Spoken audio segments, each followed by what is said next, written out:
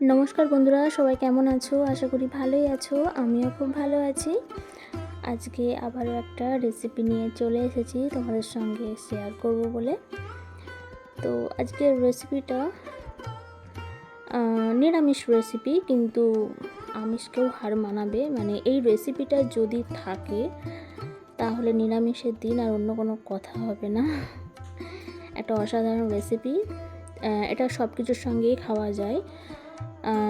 লুচি, পরোটা, রুটি, কচুরি, নান বা fried rice, pulao সব কিছুর সঙ্গে। তো যাই হোক, চলো বড়দের প্রণাম আর ছোটদের বুক ভরা ভালোবাসা দিয়ে আজকের ভিডিওটা শুরু করি।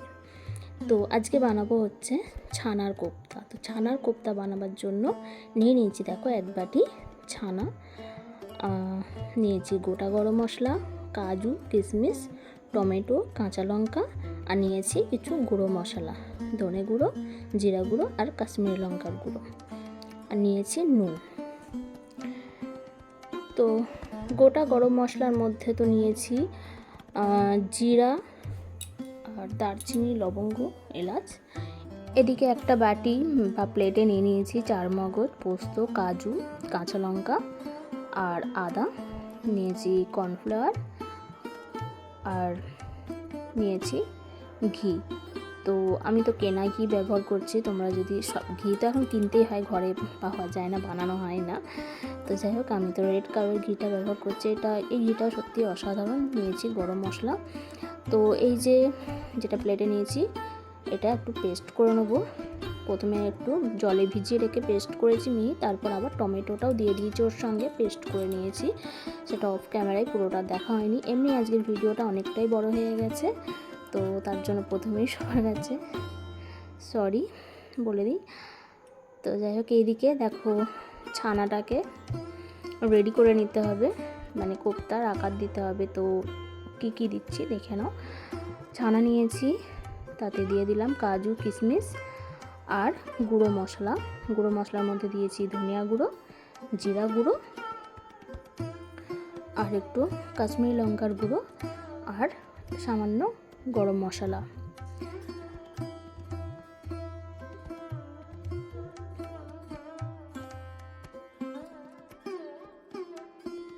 দিয়ে দিচ্ছি পরিমাণ মতো নুন, তো প্রায় হাফ চামচ মতন নুন দিয়েছি। দিয়ে দিচ্ছি 1 চামচ মতন কর্নফ্লাওয়ার আর 1 চামচ ময়দা। তো ময়দাটা দিলে এটা বেশ ভালো পাকটা হয়, ভেঙে যায় না। তো কর্নফ্লাওয়ারটা স্কিপ করলেও ময়দাটা দিলে ভালো, ময়দাটা দিয়েও করতে পারো। তো তারপর সব কটা উপকরণগুলোকে দেখো চামচের সাহায্যে একটু মিক্স করে নিচ্ছি, তারপরে হাতে করে একটু ভালো করে মিশিয়ে নিতে হবে।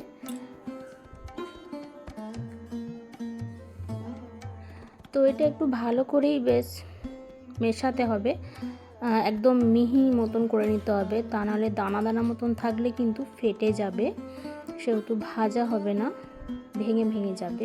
সেই জন্য ভালো করে হাতে করে চেপে চেপে মেখে নিতে হবে, যেমনভাবে সন্দেশের যেটা বানায় হাতের সাহায্যে চেপে চেপে চেপে চেপে মিহি করে নেয়, সেরকমভাবেই করে নেব।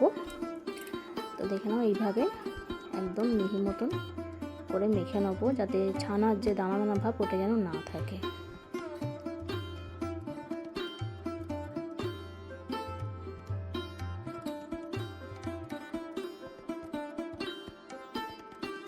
তো ছানাটা তো মেখে রেডি করে নিয়েছি। এবার ছোটো ছোটো করে একটু ডো পাকিয়ে নেব। তোমরা যেমন খুশি শেপ দিতে পারো, আমি তো গোল গোল করে পাকিয়ে নিয়েছি, ছোটো ছোটো করে লুচি যেরকম লেচি করে সেই রকমই এরকম ছোটো ছোটো আকার দিয়ে কোপ্তা বানিয়ে নিয়েছি। তোমরা লম্বা, চৌকো যেমন খুশি শেপ দিতে পারো। তো দেখো, এবার একটু হাতের সাহায্যে ভালো করে সেট করে নেবো জিনিসটা।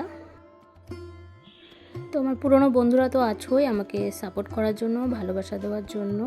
তোমাদের সাপোর্ট, ভালোবাসা, আশীর্বাদে আমি আজ এত দূরে পৌঁছেছি। তোমাদেরকে অসংখ্য ধন্যবাদ, অনেক অনেক ভালোবাসা। এইভাবে পাশে থেকো, সাথে থেকো। আর আজকে যারা আমার নতুন বন্ধু, যারা প্রথমবার আমার চ্যানেলে ভিজিট করেছো, তোমাদেরকে অসংখ্য ধন্যবাদ, অনেক অনেক ভালোবাসা, অনেক অনেক অভিনন্দন ও শুভেচ্ছা। তো আজকের রেসিপিটা দেখে যদি ভালো লেগে থাকে অবশ্যই চ্যানেলটাকে সাবস্ক্রাইব করে নিও, আর পাশে থাকা বেল আইকনটা প্রেস করে অল নোটিফিকেশানটা অন করে দিও, তাহলে আমার নতুন নতুন ভিডিও সবার আগে তোমাদের কাছে পৌঁছে যাবে। আর রেসিপিটা দেখে যদি ভালো লাগে অবশ্যই একটা লাইক কমেন্ট করো। তো এদিকে আমার দেখো কোপ্তাগুলো একদম রেডি করে নিয়েছি, ওগুলো সাইড করে রেখেছি। তো এই রান্নাটা আমি ঘিয়েতে করব, পুরো রান্নাটাই ঘি দিয়ে। তো কড়াই বসিয়ে দিয়েছি গ্যাসের ওপর, কড়াইটা গরম হতে দিয়ে দিলাম ঘি। তো ঘিটা বেশ পরিমাণ দিয়েছি অনেকটাই, কারণ এই ঘিয়েতেই আমি কোপ্তাগুলো ভেজে নেব, প্লাস পুরো রান্নাটা আমি এতেই করব। আমি আর ঘি বা তেল কিছু নেব না। তো কোপ্তাগুলো দেখো এবার একে একে ছেড়ে দিচ্ছি আস্তে আস্তে, ঘিটা গরম হয়ে যেতে একটা একটা করে দিচ্ছি। সবগুলো যদি একসঙ্গে দিই হুড়মুড়িয়ে তাহলে ভেঙে যেতে পারে, সেই জন্য আমি একটা একটা করে দিচ্ছি। সেই কারণেই আরও ভিডিওটা অনেকটাই বড় হয়ে গেছে।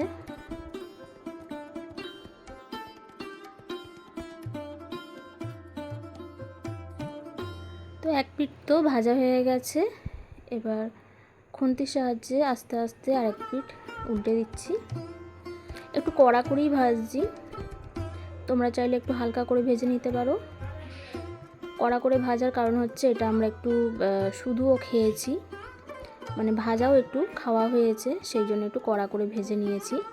এটা শুধু শুধু এরকমভাবে খেতেও অসাধারণ লাগে, আর কারি করে খেলে তো আরও দুর্দান্ত লাগে।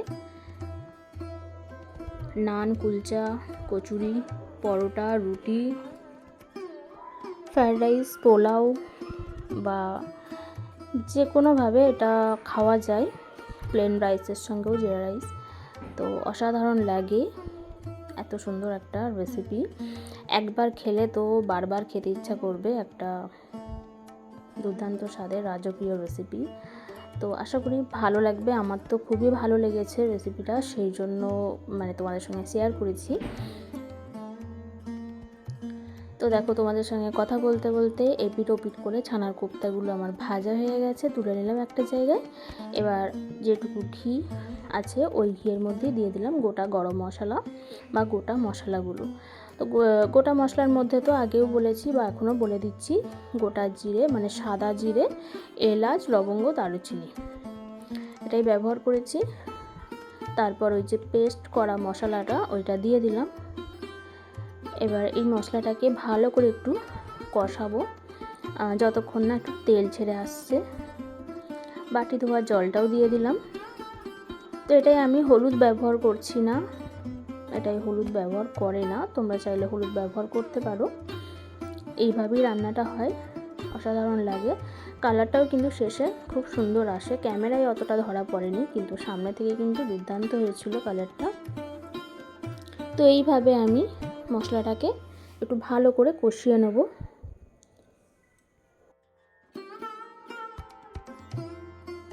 মশলাটা আমার মোটামুটি কষানো হয়েছে, এবার আমি দিয়ে দিলাম গুঁড়ো মশলাটা। গুঁড়ো মশলায় দিয়েছি জিরা গুঁড়ো, ধনে গুঁড়ো আর কাশ্মীরি লঙ্কার গুঁড়ো। তো কাশ্মীরি লঙ্কার গুঁড়োটা তো একটু কালারটা আসবে, সেই কারণে দিয়েছি। দিয়ে দিলাম পরিমাণ মতো নুন। তো আবার একটু ভালো করে কষিয়ে নেব। দেখো রঙটা আস্তে আস্তে চেঞ্জ হচ্ছে, অসাধারণ একটা কালার আসবে। এটা শুধু শুধুই বেশ খাওয়া যায়, হালকা মিষ্টি হয়।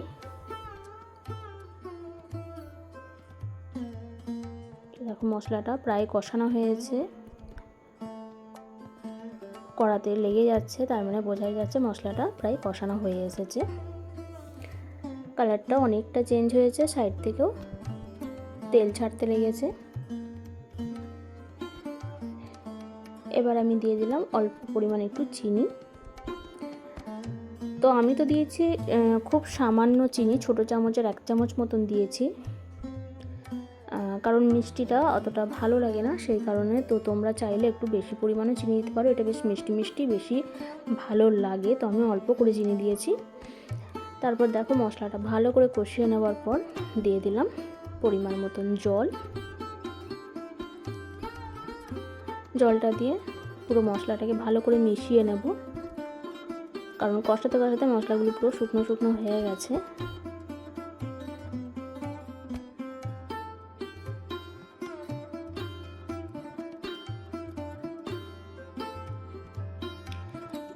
এই গ্রেভিটা কষানোর সময় এত সুন্দর একটা সুগন্ধ আসছিল, ঘ্রাণ, যে শুধু যেন গ্রেভিটা দিয়েই খাওয়া হয়ে যাবে, এত সুন্দর একটা সেন্ট আসছিলো। তো তারপর দেখো একটু ঢাকা চাপা দিয়ে রেখেছিলাম মিনিট খানিকের জন্য, ফুটে গেছে। এবার আমি দিয়ে দেবো ওই ভেজে রাখা কোপ্তাগুলো।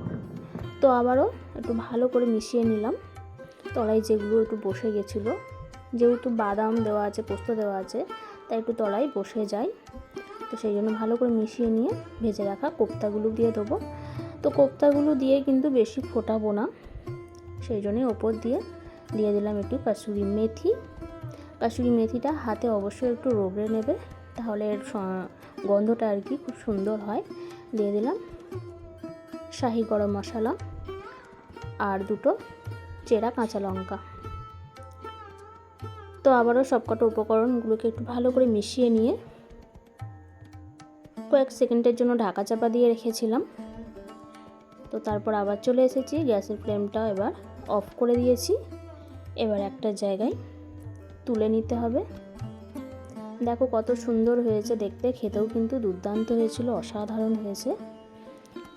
এবার একটা জায়গায় তুলে নেব আমি।